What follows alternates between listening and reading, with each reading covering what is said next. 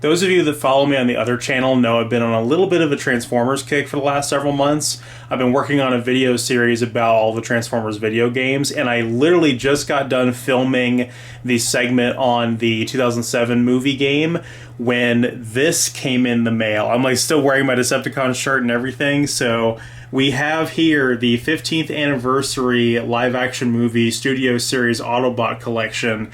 And, you know, it's been a while since I've done any kind of Transformers videos on this channel, so I think we're going to break this thing open and take a look at it and maybe do some comparisons between these versions of the toys and some of their versions from 15 years ago. All right, so I wanted to get a good shot of this box before I opened it because this box is just incredible. Now, I probably should have also gotten a shot of the box this came in from Hasbro because I was expecting it to be absolutely massive. It has 5 figures in it.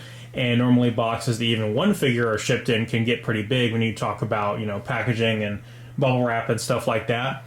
But this was a perfectly form-fitting box. This box fit tightly inside of the cardboard box that it shipped in, and I was a little bit worried about that until I had forgotten the fact that this one doesn't have plastic viewing windows and it's entirely cardboard, which means I'm assuming if I have to, I can collapse this to put in my closet if I need to do that. That's actually an upcoming video, is I'm going to be going through the box closet and sorting that and maybe getting rid of or selling off some boxes of some Zoids and Transformers and other figures and stuff like that.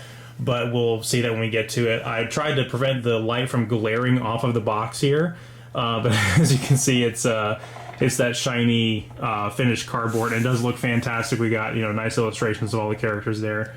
And on the back actually goes into the actual pictures of the toys as opposed to the pre-rendered images on the front of the characters from the original movie as they were back in the day. These are like pre-rendered promotional images that you guys probably saw all over things back in the day. So let's go ahead and break this open and see what we got here. All right, so here we have the Autobots unboxed, and there is a little bit of a backdrop that comes with them like all Studio Series ones have.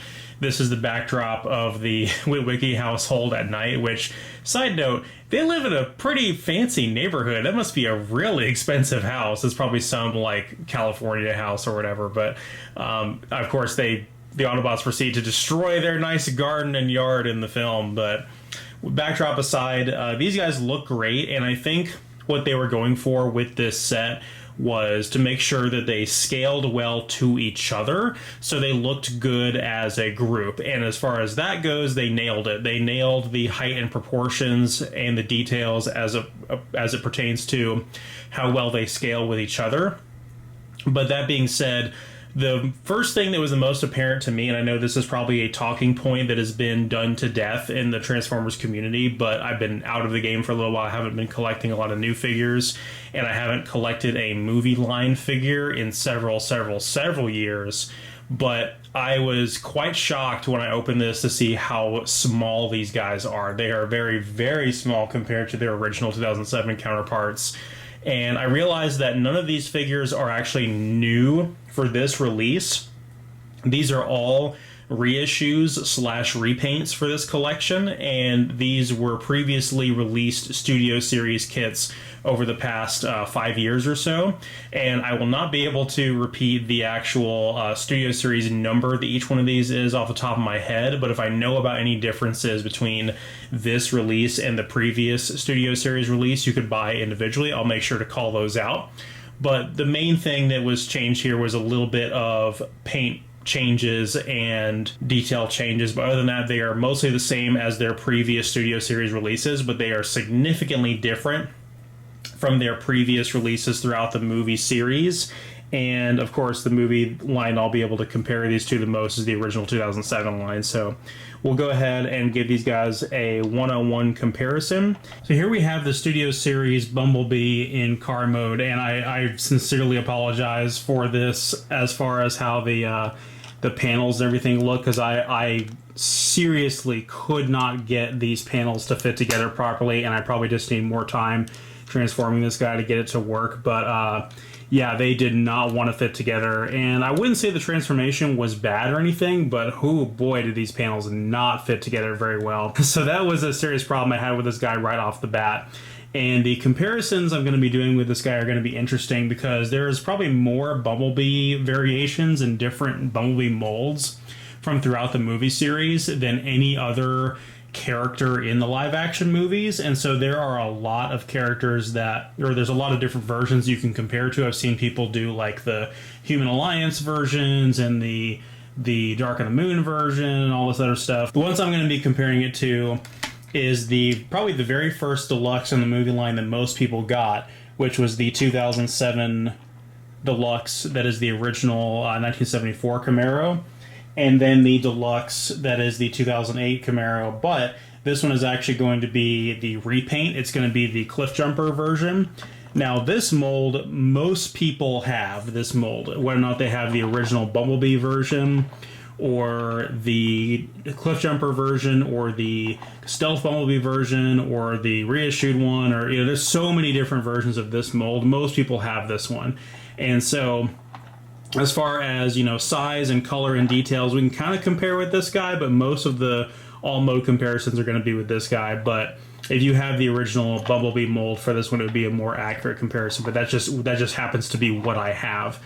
So right off the bat, obviously the elephant in the room is that it's much, much smaller, which I think most people have already addressed, is that Transformers in general these days are just much, much smaller than they were back in the day.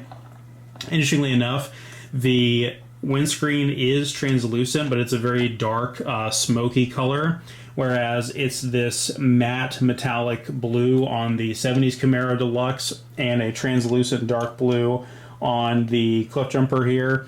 And the Bumblebee version of this is translucent as well and looks pretty good, but I wouldn't say that looks bad at all. It does kind of help hide a lot of the robot mode details in there. The front headlights are painted in silver, and you got the Chevy logo there. The front of the car overall looks really good. I really can't complain about that too much, and actually kind of fits together a little bit better than the original here, if I can get it to focus as far as how the panels line up and everything on the front. But that's kind of where the praise ends here as far as the panel lines on the side. I know this is not fitting together all that well, but all these panel lines and everything stick out much more on the new version than they did on the old one.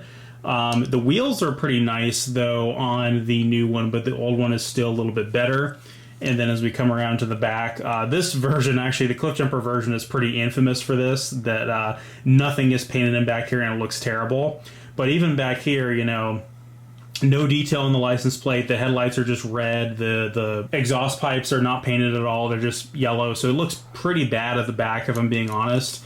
And then, just a little comparison with the 70s Camaro. Same thing. Like, there's a nice silver bumper back there, and the taillights are accurate to what this real car would actually look like in real life. And this one has some nice weathering added to it. So this there's like painted added to make it look a little bit older, which I've seen some people actually take like a toothbrush and some chemicals and remove that from this guy to make it look cleaner. I don't have that many other Bumblebee frames of reference for this guy. Overall, he looks fine, but is, again, very small, and I had a lot of difficulties getting the panels to line up, which I'm sure will be addressed later on. He doesn't roll good either. He rolls terribly, so the Cliff Jumper one is marginally better as far as that goes. The original 2007 Concept Camaro mold is a little bit better as far as that goes.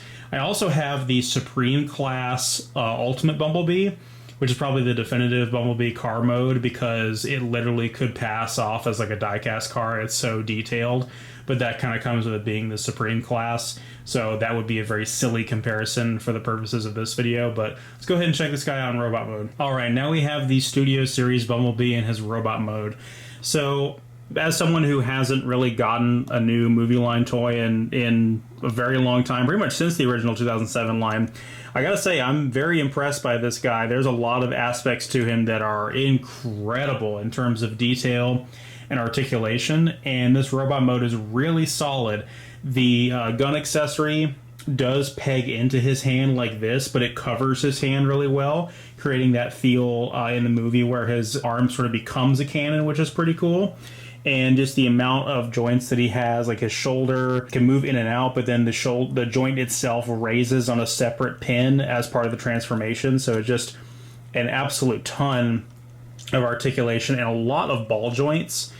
And you know, the elbows are ball jointed, the hips are ball jointed. I think the head is as well. The biggest flaw though with this robot mode in terms of articulation, but also just in general, like the biggest flaw, and most people are aware of this, is the fact that there is a pin that represents the waist swivel, and it's required to spin it around as part of the transformation.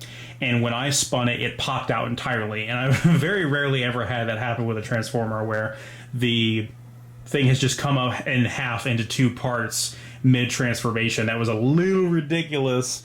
So I was not thrilled about that. You can kind of see it there. It's this pin right in here. When I rotated the torso around to transform it, it popped right out. So that was not good. But other than that, everything else is pretty solid. He definitely looks the closest that he does to the movie. And I know some people were definitely complaining about some of the paint applications on this guy and how some of the fan projects and upgrade kits and homebrews have kind of brought up the quality of this one a little bit more by breaking up the color scheme with some more gray, silver, and black, because he really just is like bright ass yellow with a little bit of gray and silver in there, and not much to break up the composition of the chest right here. There could definitely be a lot more paint in there to make that look better. His head looks incredible though. The head sculpt is super well done. Probably the best looking Bumblebee head sculpt from the movie that exists as far as I know. And let's go ahead and compare to the original versions. Here is the 2007 Camaro version finally, or the 2007 Bumblebee as the 1974 Camaro transformed into robot mode. And here is the 2008 Camaro Bumblebee transformed into robot mode in the Cliffjumper version that was released for the Allspark line a year later. And again, he is a lot smaller, as I've already pointed out. And both of these other two figures are both really solid, in all due respect. But this one has definitely aged the poorest, this original one here. He gets the job done, and for contemporary Transformers of his time, he was well made. And he has really decent articulation and posability for his era. But in terms of movie-accurate details, he is pretty abysmal. The head sculpt is awful, the coloration is awful, the legs are awful, the arms are awful. But I still like this guy quite a bit. His main gimmick was to show off the Automorph technology, and when you push down on the pin right here, the torso is spring-loaded, and the whole thing flips forward, and all these pieces move into place, and it was really impressive. And then the Automorph technology on the heel as well, where when you pulled this whole thing down, the back panel moved as well. It was really kind of designed to show that off. He's got some really ridiculous-looking guns as well, which I have put away in storage, so I don't have those right now, but they fire this ugly yellow missile, which I've seen is a translucent blue on the Takara Tomy version, which is kind of nice. And then this version right here, most people have this guy, and I think he's aged really well. He has an incredible amount of posability and articulation, but I think the big problem with this guy is that almost everything is on ball joints, and he has gotten super, super loose over the years and was pretty loose even when he was new. His waist swivel is on a ball joint, and the shoulders have a lot of the same articulation that the new guy does as well, which is pretty cool. But the hips being on ball joints is kind of unfortunate. This little panel right here on my thumb is just pegged in there and can easily pop off during the transformation. The head sculpt on this guy is a little bit better than the other one, but it's just not very well painted with the Cliffjumper version. And he does have this rather silly weapon that looks good. It looks pretty close to Bumblebee's arm cannon, but you can like split it open and it turns into a sword, which was really silly and not at all like how Bumblebee was in the film. So the newest version, the Studio Series, is definitely much, much more accurate, much more detailed. Feels pretty stable right now, but he is just new out of the box. I would love to find a way to tighten up the ball joints on the Cliffjumper version here, as that one was one of my favorites 15 years ago. This guy has definitely aged well. If I could change anything, it would be that waist swivel with that peg there. And then if I could just get these pieces right here with the tires out of the way, I would love to just get rid of those somehow. Wish there was a way those could be tucked away, because the kibble management, the amount of car parts is really well done in this version, except for those like winglets with the wheels there. I just really hate the way those look, and I think if you angle them up a certain way, they do look better, because I've kind of used to seeing them like flat down like this in most of the pictures and the reviews I've seen. You can see the pin that holds the tire, and it just looks terrible. But if you angle them up a little bit more like that, it doesn't look quite as bad. So I think that's my preferred way to have this guy. Moving on to Jazz, and I feel like this is going to be the one time in this collection where the new Studio Series 1 wins 100% in terms of the alt mode. It is so much more of an improvement. And what we have here as a comparison is the 2007 movie Jazz. This is specifically Final Battle Jazz.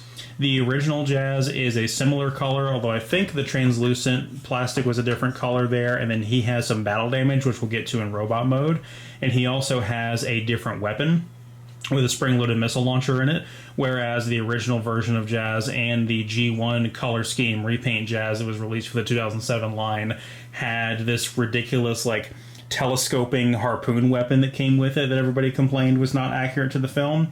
And both weapons can attach easily to the back here if necessary. I've seen some people complain on the new Studio Series version that you can't attach the weapon to it, but you actually can, but not very well. It just has like a little lip right there that you can kind of insert into the spoiler like so, and it will stay. So there actually is a way to attach it to the vehicle as well, but neither of those are really desired. You know, if we take that off and then take this one off as well, I think we'll get our best comparison there. But even though this car mode in the original 2007 version does look nice and it rolls really well, I was never that big of a fan of it. The color is all the molded metallic silver and is not painted any kind of way, whereas the new one is this very nice painted silver and just looks gorgeous. And I know there's like Human Alliance Jazz, which is like really big and really nice and is considered like a holy grail of movie line toys. But again, I stopped collecting the movie line after the 2007 movie. I don't have any Revenge of the Fallen toys, and I have one Dark of the Moon toy, which we'll get to in a minute. But there's a couple of panels that do have some accent colors here in the original that don't on the Studio Series, which is a little bit of a disappointment. I kind of wish that they had kept that consistent, and the wheels are honestly pretty bad on both versions. I wish that the wheels had, you know, painted rims and everything, or painted rims and everything. I thought that would look better. The back end on the new version looks, you know, so much better with everything painted in there instead of seeing like the little bits of robot kibble there. But the big thing is the panel lines. And I know I'd complained about the panel lines tremendously with Bumblebee, but the fact that the new one is actually like nice and tight and fits together really well. And this old one here has like this split down the middle and then these little things right here and then the hinge right here where this flips up for the transformation. The new one just wins all around, even if it is cartoonishly small. And here is Studio Series Jazz in his robot mode, and I really do have to say, I feel like this is probably the biggest just straight up improvement over the original so far in this whole collection. I really do like this guy quite a bit. I've heard a lot of people complain about the legs, and one thing I do dislike about the legs is you can see the little pinhole right there for some kind of screw or something on the back side, some point of movement. That pin is there, and these his thighs are certainly lacking in detail, but I like how he has nice big heel spurs and the ankle pivot, and his posability is just second to none. It's great. But the big thing once again is the color scheme, all the molded in detail up here. Transformation is probably one of my favorite in terms of engineering out of this collection, because everything just kind of fits into place so naturally. It's very quick and fast compared to the others. I thought that the Bumblebee one, and we'll get to Primes later, is just really cluttered and busy and difficult, whereas this one is still intricate but still pretty simplistic. And just overall, I like him a lot. I really love the new head sculpt as well. I think, whoops, just crashed him right into the camera. I think the new head sculpt just looks absolutely fantastic. To compare him side by side with the original. So here he is next to Final Battle Jazz, and as I mentioned before, Final Battle Jazz does look pretty badass with the battle damage and the all-spark blue and everything, and how half his face is kind of missing as well. Looks pretty cool, and Jazz also has some really sick light piping on the original as well. But other than that, and other than just the legs being more detailed on the original, I really feel like the robot mode of this one is significantly better. The arms on the old one are just a joke. Like, they are hollow on the inside. His hands can't hold anything. You have to move this panel off to the side to peg in his admittedly pretty cool weapon. And we've got that like so. Yeah, the weapon is really cool. I think that the Final Battle Jazz is my preferred version of the original, and his posability is decent, but is nothing compared to the new Studio Series 1. And Studio Series 1 does include a pretty nice weapon, which unfortunately is not colored in the same silver as the rest of the figure. It is just kind of molded in gray, but it does have some nice gold paint. And yeah, he just looks absolutely fantastic and is just extremely posable, and I just think this is such a huge upgrade over the original. I just really love this guy quite a bit. And here we have Ratchet. Now, I think this guy looks really good, but it's questionable as to whether or not it should have been a deluxe, because, as I keep saying throughout this video, he's quite small. But in robot mode, he scales so perfectly next to all the other Autobots, it's hard to justify making him into a Voyager, because he still looks really good next to Ironhide and Prime, which are the two Voyagers they decided to go with for this. And there have been other deluxe Ratchets throughout the history of the movie lines, but I'm used to, in terms of scale, this vehicle, this Hummer H2 emergency rescue vehicle configuration being a much larger vehicle than a Chevy Camaro. As far as the history of these kits goes, I never actually had the Voyager Ratchet from the original movie line, because I was holding out to try to get the special edition, like, metallic version. It was a Best Buy exclusive, and I never could find it. And then I missed out on that, missed out on the Rescue Ratchet, and so I never had the original Voyager mold from the first movie. And I wanted a Ratchet mold, so it was a couple years ago, maybe 2014, 2015, when the store Steel Collectibles opened near me. They had the Dark of the Moon Deluxe Ratchet, which is the Rescue Ratchet like this, and I decided to pick that one up. And in total, I've maybe transformed this guy like 2 or 3 times the entire time I've had him. I really don't touch him very much. I wasn't really that satisfied with him when I got him.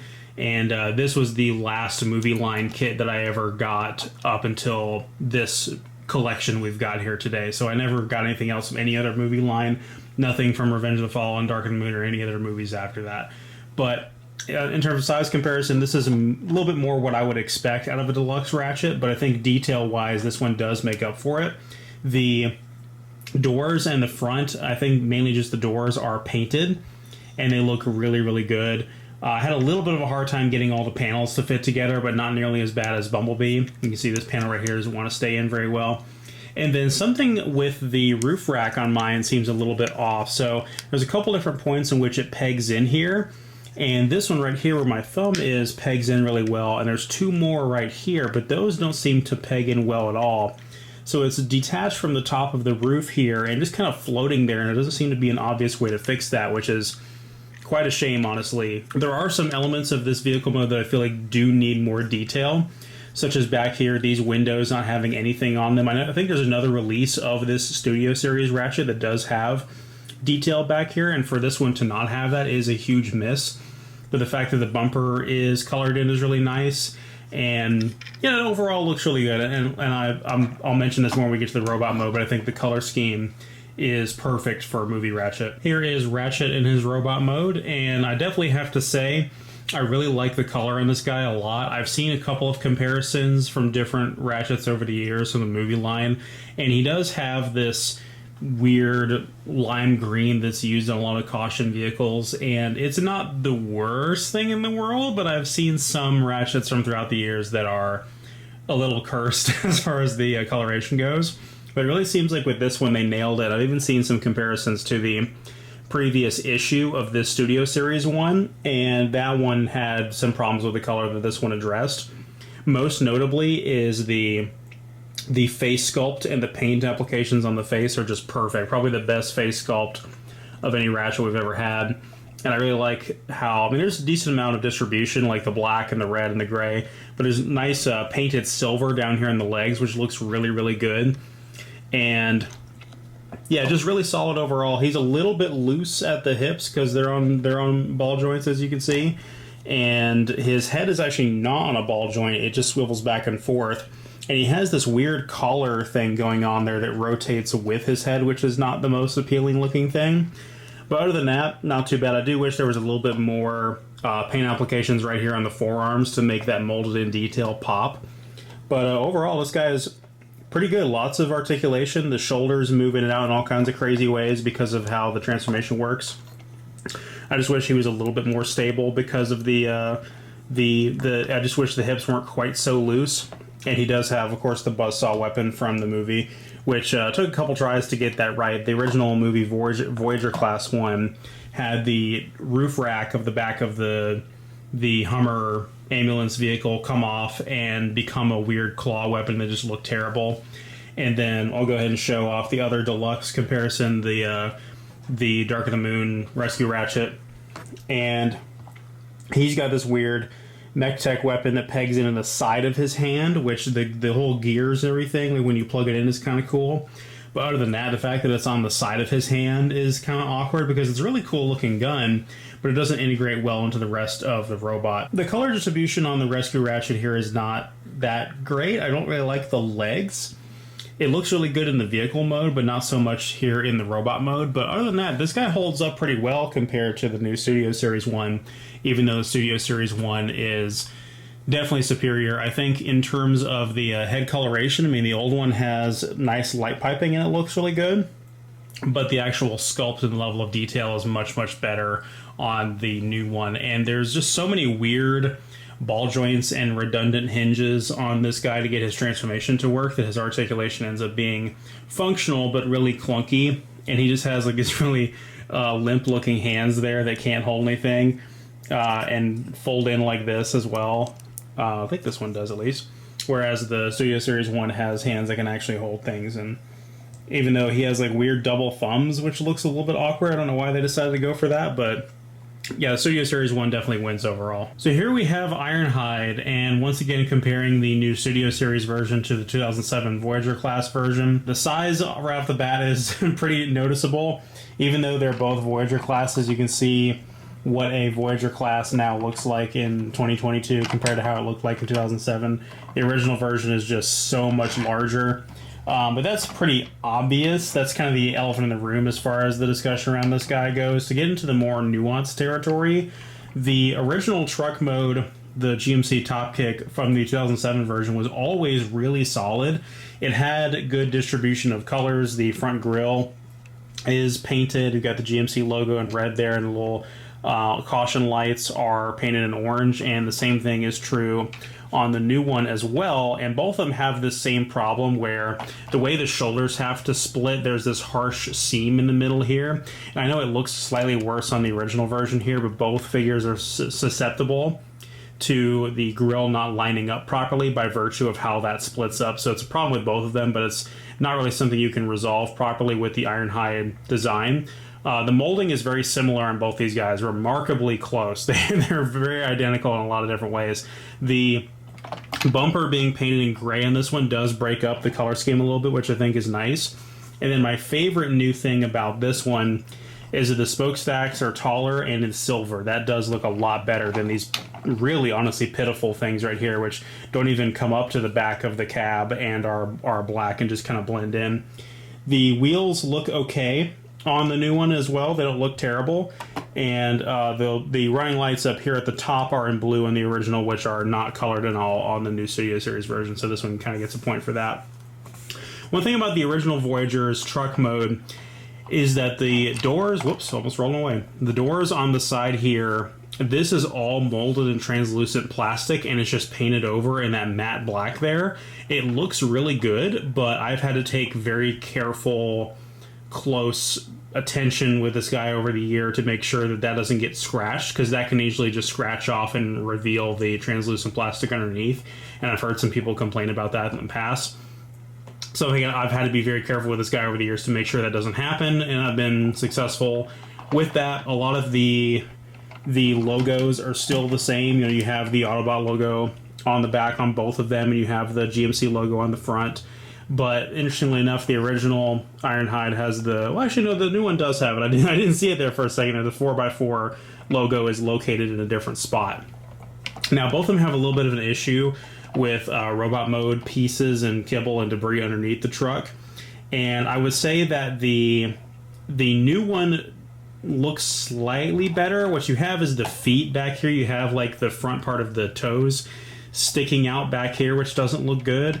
And then with this one, you have the arms just straight up sticking out under there. And this is without the weapons stored away underneath. The way the weapons store away on the original is they actually just peg into his arms exactly the way they would on when he's in robot mode. You end up with something like that, which doesn't look great, but it's actually preferable to how they store on the new version here, because on the new version, they just peg into the back of the truck here, which just looks terrible. There we go. I was using the wrong side of the gun. I would probably never store them like that. I think that looks really bad. But both of these roll extremely well, much better than a lot of the other vehicles we looked at today. The original always just rolled fantastically, but the new one does too. So overall, these guys are very, very, very, very close. So here is the Studio Series 15th Anniversary Ironhide in his robot mode.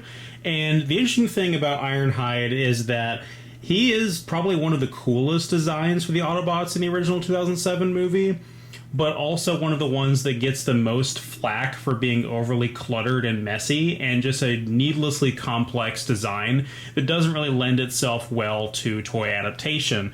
And that being said, I'm actually really surprised at how much this figure reminds me of the original 2007 version, and we'll get into that. It was kind of weirding me out as I was playing around with it. I was like, wow, this actually is very, very, very similar. And I guess that's credit to the original for how much of the details they got right. But this guy is definitely very, very nice, and I know there were a lot of different iterations of Ironhide over the years. I think there was a deluxe at one point, and then, of course, Dark of the Moon had that leader class one that was really cool. I never really got to experiment with any of the other ones other than the original 2007 Voyager class one. The similarities are very apparent, but this guy does do a lot of things differently and gets a lot of things right. So one of the things people I hear complain about a lot with this guy is the fact that the front bumper from the truck just kind of is crammed into here and doesn't fold or collapse or get put out of the way in any kind of way. But the details are remarkable. The head, which hopefully is in focus there, is not only really well detailed and has a lot of silver paint to kind of pop out the details, but I guess a lot of people complained about the previous Ironhides having a symmetrical face, whereas apparently he does not have a symmetrical face, and he has some battle damage on one of his eyes there. The other eye just being painted a really nice blue, which does pop pretty nicely. So the head sculpt on this guy, if the camera will stay focused, is really nice, and I think they did an excellent job with it. And the other thing that really impresses me is the feet, the construction of the feet. So not only is the back tires the bottom of the feet, which just looks really cool, but the front toes here being painted silver, I just think looks awesome. And then, of course, the articulation and posability of this guy is pretty good. I wouldn't say it's even that much better than the original. He doesn't have ankle pivots, which would help him quite a bit with some of these wide stances. And, of course, the way that the front of the truck kind of forms the chest and the shoulders up here, it does kind of get in the way of the arm articulation, which I actually think is the best part of this robot mode, is the arm articulation, because he's got like double jointed elbows and his shoulder can move in and out on a hinge, and it just has a lot more variety of range of motion to it compared to the original. And he can properly rest his arms down or get into all kinds of crazy battle poses. He doesn't have a waist swivel either, which is kind of bad, but overall they really did a good job with this guy, better than I thought they would.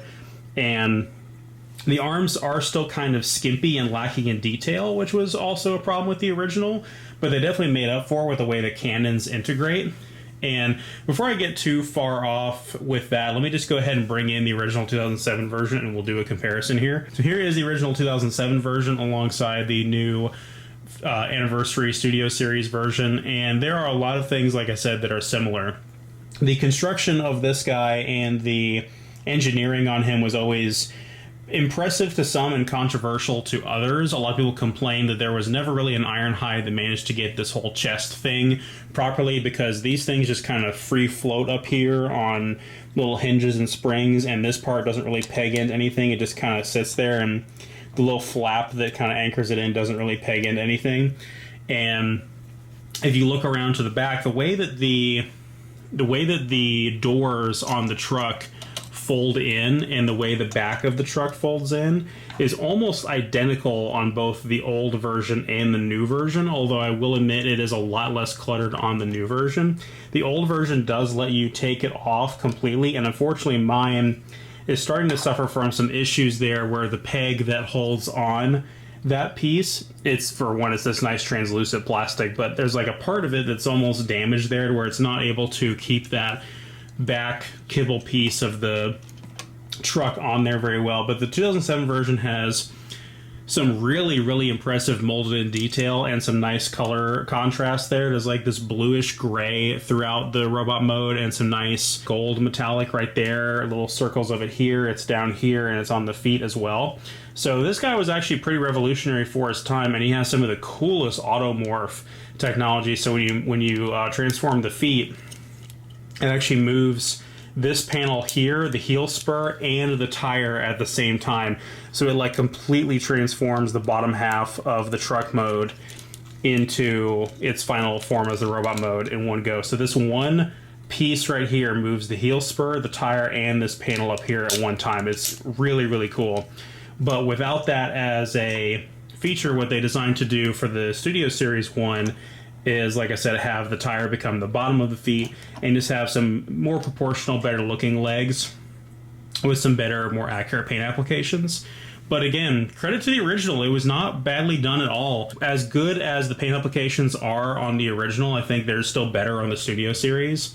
And the original does have some very faint light piping in that same sort of blue-gray metallic that's very cloudy and very smoky is the sort of the translucent color for it, so it's a little bit more difficult to see through it. And this guy just having a painted eye is probably a better compromise. They've also completely redesigned the cannons to make them a lot more film accurate. The original figures cannons were more based on a gimmick. They look really cool, and they're designed to peg into each other, where the back cannon right here would have the actual plunger that would fire the missile, and the missiles would be in the other one, so they don't do anything unless they're combined, which is a nice little gimmick, whereas the new one doesn't have any kind of gimmick like that. He purely has just nicely molded cannons that look a lot more film accurate. This one in particular, I feel like the silver and black on there just looks incredible, and both of them look very, very menacing. And as I said before, I think the arm articulation is definitely my highlight of this guy in robot mode. Alright, so moving on to Optimus Prime, and here he is in his truck mode, and I'm going to really try to not be mean about this, but this truck mode is a travesty, especially compared to the original version, which we'll get to. But I do have to say, for the compromises that they have made, they overall did a pretty good job. But the end result does not look very good. From a engineering standpoint, the way everything fits together and the actual transformation process from robot mode to truck is ingenious, and they couldn't have done a better job at making all of the parts fold nice and neat within each other. It definitely reminds me of the other Studio Series figures I have, like the Hot Rod and Jazz from the 1986 movie that I have. Great job at actually engineering the transformation. This was like leagues beyond what we could have thought was even possible back in 2007 when these characters were first adapted. But other than that, the final look of it is definitely disappointing, and I really have to just go ahead and compare it straight to the 2007 version to kind of emphasize that. So aside from the size, the big things that stand out to me is that this actually looks like a complete truck. So I'm comparing it here to the original 2007 Voyager version because that's the version that I got as a kid. I missed out on the original 2007 Leader Class version, and I told myself if I ever found one of those in the wild or tried to get one, I would go for Nightwatch Prime, which I eventually did do, and I do own that one, but we're not going to use it for comparison here because the truck mode on that is literally perfect. It's probably the best movie Prime truck mode that exists. It has rubber tires, all the proportions are perfect, there's no robot mode parts that are visible, but this is a close second. Like it comes in pretty close. The truck mode on the original 2007 version does look very complete. Like there's not much in the way of robot parts that are visible unless you flip it over, of course, but the shape of it is Just fantastic. All the details are there. You have little pieces like this, and everything is complete down here. The weapons store away and make for the smokestacks, and the clear canopy is in a nice little light translucent blue there. The door opens, and there's like a spring behind the seat there where the hologram driver goes away. It's just great stuff. The Autobot logo is colored in red and silver there. The headlights have light piping. Like, it's just fantastic. And then even when you come around to the back, yeah, there's a little bit of gaps right in here, but nothing too bad. And the I guess what would be the trailer hitch there is molded in. And this thing actually rolls really well too. Like, just a fantastic truck mode, aside from this problem right here, that's only gotten worse over the years. This thing has gotten older. Compare that to the new Studio Series 1. And one thing I do like about this one, I got to give it credit where it's due.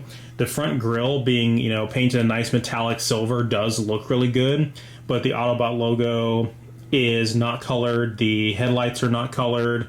Any kind of contrasting colors, they're literally just silver.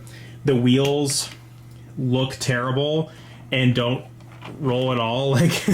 And I know there was some kind of issue around the time that the movie came out with the smokestack height.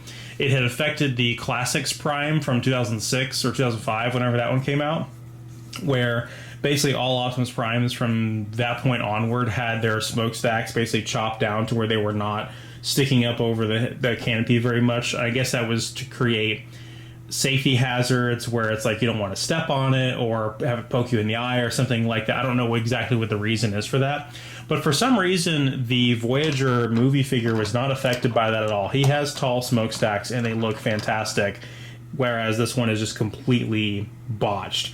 And if you look at it on the side here, just massive gaps right in here that just don't look good at all. And then around here to the back, this part right here looks pretty great. I like that that's closed off. And once again, we do have the trailer hitch right here, but that is only there as a consequence of the feet just being stuck back here. So the feet don't fold and collapse in any kind of way. They're still just the feet, just sticking back here on the back of the truck. So other than that, the color scheme is pretty nice. I like that this part right here is a nice glossy paint. It looks really good.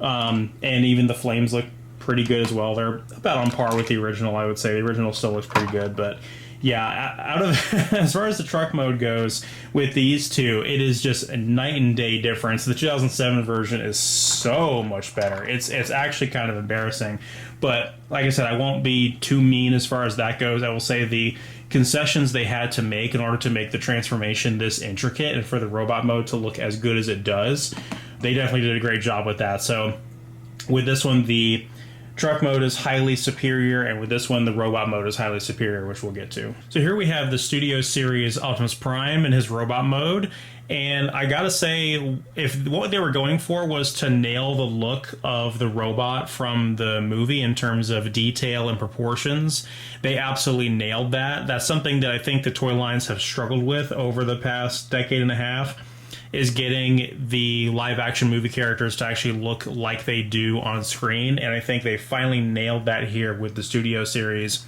Lots of various things, including the feet, were always challenging, and I think that was mostly due to like a lot of the automorph gimmicks that were in the original toy line, but the feet are finally like practical and they look like how they do in the film. The fact that the wheels come up back here on behind his thighs is accurate to the film. The way the canisters in the back fold up and become little winglet things is accurate. The chest where you have like the windscreen of the truck itself with these little flaps right here is accurate, and just everything else as well, and the length of his arms and legs looks really good. There's lots of nice molded detail on the arms and legs, which looks great. Although I think a lot of people have kind of criticized this portion down here for not being as painted as it could be. I think if that had a lot more paint applications, it would look really good. And as you can see right here from just me messing around with him, he is extremely posable and incredibly stable. And nothing feels loose or cheap on this guy, which is really reassuring. The head sculpt is very good overall. It's probably not my favorite, but it probably is objectively more film accurate than compared to the older versions. It doesn't have any light piping or anything like that. And the accessories that he comes with is only the swords, which are really badass, and that was something that I think a lot of people complained about with the very, very first Optimus Primes from the live-action movie line, because the Voyager came with guns, and the leader class came with a gun that had automorph where it would fold over his arm and fire. And then people complained about that, so people made a homebrew upgrade kit mod that would give him a sword, and then they later released another version. It may have been for a line in between the first and second film, or it might have been for Revenge of the Fallen that actually had the sword that would flip forward. But yeah, these things look really cool. They're really nice, transparent orange, and they peg into the bottom of his hands, which you don't really notice.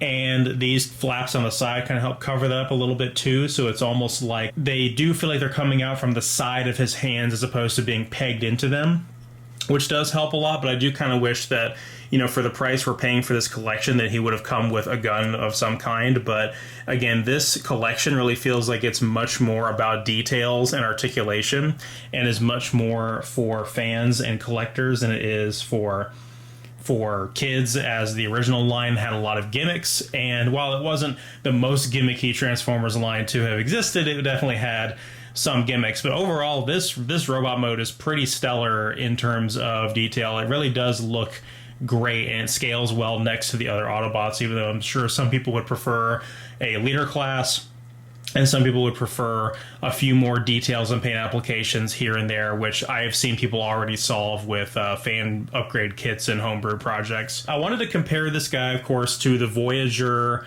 from the original 2007 movie line. And here we go. So once again, the original Voyager is much, much bigger, but actually doesn't look too bad now that I'm comparing them side by side. Height-wise, there's not actually as much as a difference as I thought there was going to be, but the original is a lot bigger. The original has much thicker legs. And then, of course, the original has the cardinal sin that a lot of people did not like, of the front of the truck basically just hanging off the back like that. But this original 2007 toy is actually very highly regarded in the community. A lot of people really, really liked it when it first came out, and it had a lot of really solid design decisions. The distribution of paint on the head is a little bit different. I do say I kind of prefer the little darker blue on this guy compared to this guy. And this head has really, really nice light piping, even though in terms of details and proportions it may not be quite as accurate as this one. And this one's on a ball joint, which gives you better articulation.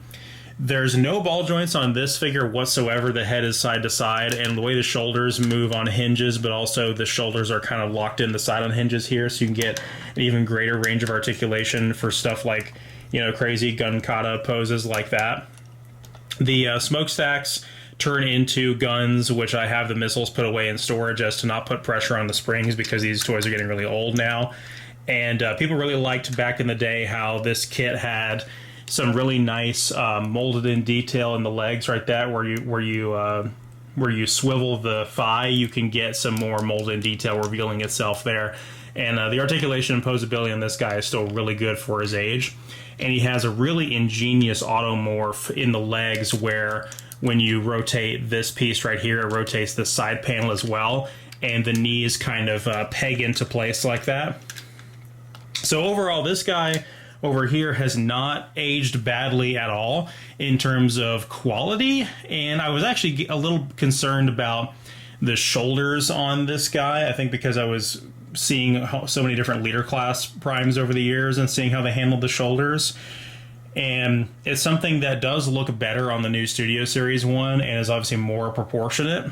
So I think overall, I think it depends on what you're looking for. The original is really solid and has a lot of good things going for it, but of course the new Studio Series one is much more detailed and much more screen accurate, and so you kind of can't help but give it points for that reason. One final thing before we end, I figured I would show off the fact that the instruction booklet for this is actually one massive instruction booklet for all 5 figures, which I think is absolutely hilarious. You fold this out like one giant map, and it has the different transformations for the different characters broken down into chunks, and it's really hilarious. They decided to go that route with it, but I really can't complain about that at all.